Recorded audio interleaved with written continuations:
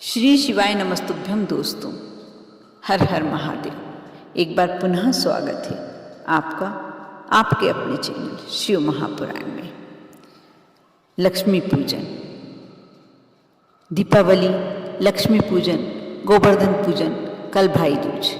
यह कार्तिक माह पूरा त्योहारों का माह होता है। इस माह में हम विष्णु भगवान और माँ तुलसी की दिल से पूजन करते हैं, श्रद्धा से पूजन करते हैं, विश्वास से पूजन करते हैं।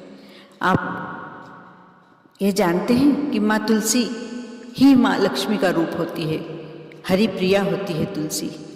हम यदि लक्ष्मी को अपने घर में आमंत्रित करना चाहते हैं, हम लक्ष्मी पूजन भी करते हैं। इसके लिए उस दिन हम क्या नहीं करते, माँ लक्ष्मी को मिष्ठान का भोग लगाते हैं, दीपक लगा के आमंत्रित करते हैं। जो जो विधि विधान हमें करना है, जो भी पूजन में करना है, जैसे भी हमें मनाना है, हम लक्ष्मी जी को मनाने की पूरी कोशिश करते हैं।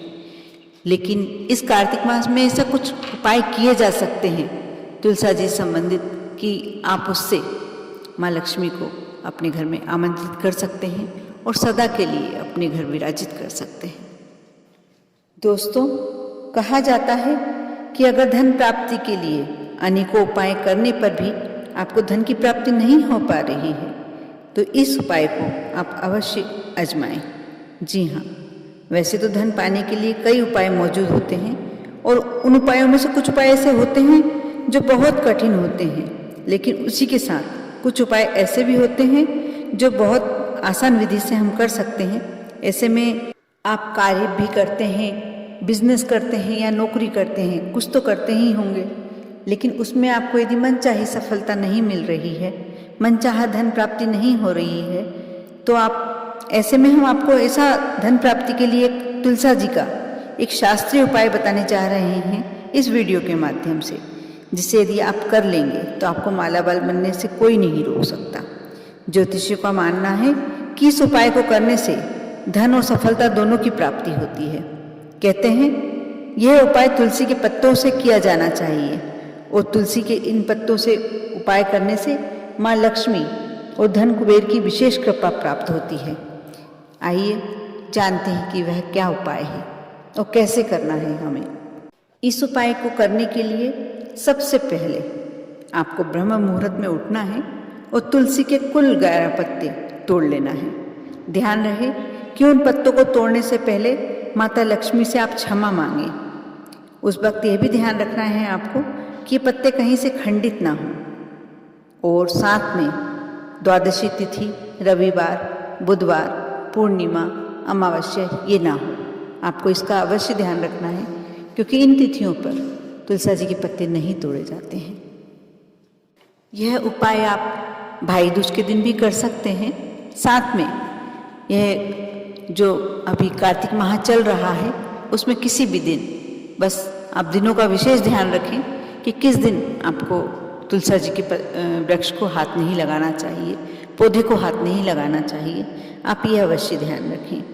यह पत्ते आप तोड़ लें, उन्हें देख लें, ये कहीं से खंडित ना हो। आपको कितने पत्ते लेना है?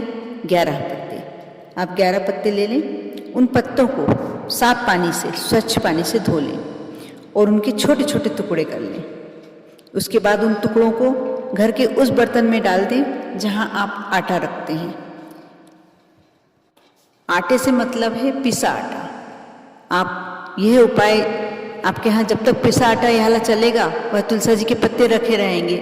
यदि आपके आटे रोटी बनाते समय वह आटे में आ गया तो कोई प्रॉब्लम वाली बात नहीं है। आप जब नया आटा पिसाएं फिर से यह उपाय कर सकते हैं।